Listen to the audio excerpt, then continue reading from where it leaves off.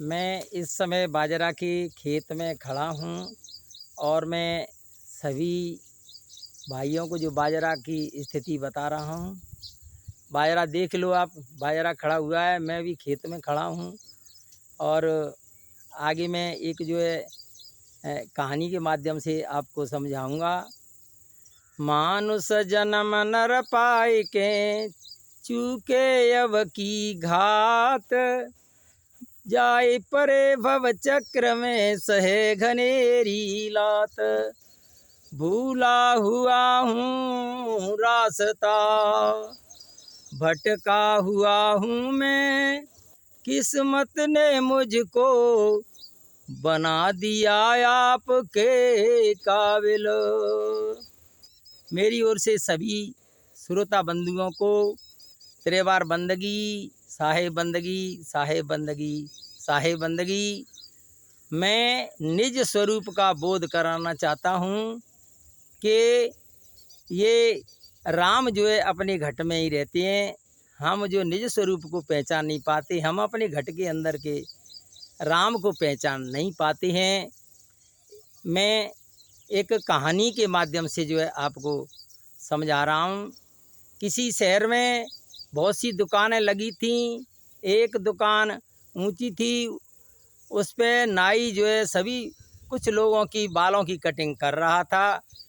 तभी एक अजनबी आदमी जो कभी बाज़ार में नहीं आया था, वो देख रहा था कि ऊपर क्या हो रहा है, और वह चढ़कर के ऊपर गया तो जाकर के खड़ा हो गया।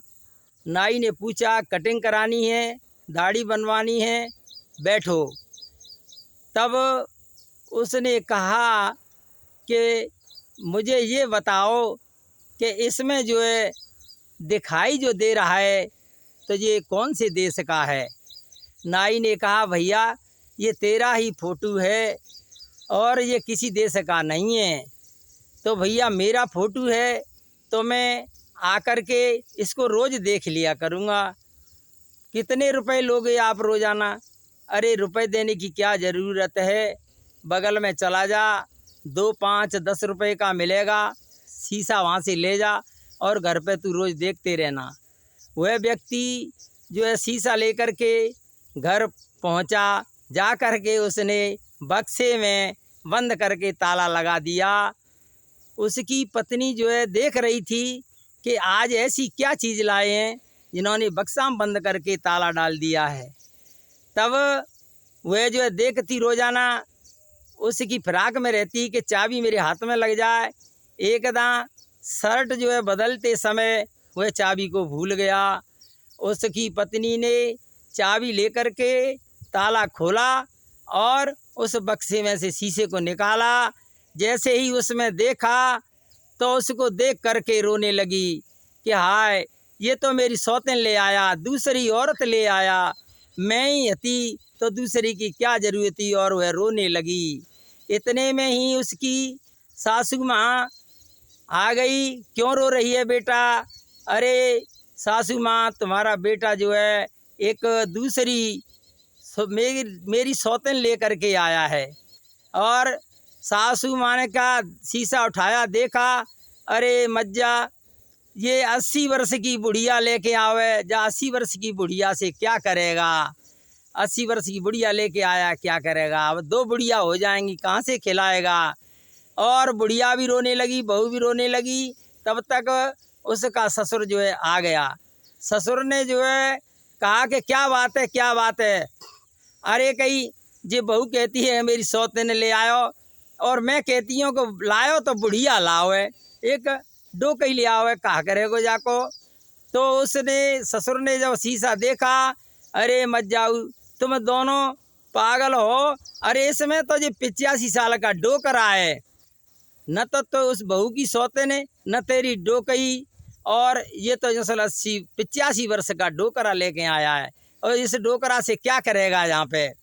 इतने में जो है सब रो रहे, चिल्ला रहे। तब तक उसकी रास्ता की बगल से एक संत महात्मा निकले। उन्होंने कहा कि भाई इस घर में चलना चाहिए, परेशानी क्या है? जा कर के जब देखा तो देख करके, क्यों भैया क्या बात हो गई है, क्यों रो रहे हो? डोकरा ने कहा कि बाबा ये बहू कहती है कि मेरी सौतेन ले आवे, और ये डुकरिया कहती है कि ये डोकई 80 साल की डोकई ले आवे, और मैं कह रहा हूँ कि 85 साल का डोकरा ले आवे, कहाँ है बताओ। तो संत महात्मा ने जो है शीशा देखा तो उसमें कहा कि ये तो पागलो, ये तुम्हारे फोटो हैं, ये किसी और के नहीं हैं। देखो तो बहू को दिखाया, देख तेरा ही चेहरा है, तेरा फोटो है। सास को दिखाया, देख डुकरिया तेरा फोटो है। डोकरा को दिखा तेरा फोटो है। तो उनकी समझ में आ गया, उनका भ्रम दूर हो गया। बोले कि महाराज जी हम तो कछु और ही समझ रहे थे। इस प्रकार से ईश्वर जो है की पहचान अपन कर नहीं पाते, अपने निज स्वरूप को पहचान नहीं पाते हैं। राम जो है हमारे घट में ही रहता है, कहीं दूसरी जगह नहीं रहता। अपने निज स्वरूप को जब तक पहचानेंगे नहीं, भूले भटके रहेंगे, भूत प्रेत देवता इनमें जो है अपन भटकते रहेंगे तो अपन को कुछ नहीं मिलेगा। तेरा राम तोई में, तेरा राम तोई में अंतमति भटके, तेरा राम तोई में अंतमति भटके। इस प्रकार से भाइयों अपने स्वरूप को पहचानो, निज स्वरूप की पहचान, निज स्वरूप में जाओ, और दूसरे रूपों की पूजा करने की कोई ज़रूरत नहीं है। और इतने ही मैं अपनी वाणी को विराम देता हूँ। बोलिए सतगुरुदेव की जय।